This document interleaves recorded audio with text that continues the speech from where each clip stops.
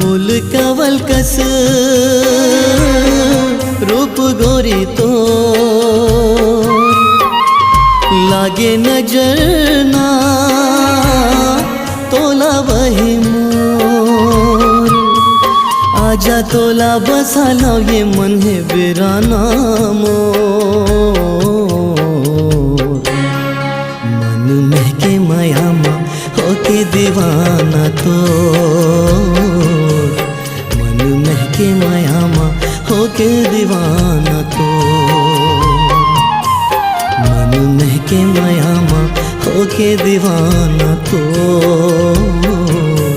मन महके मायामा होके दीवाना तो।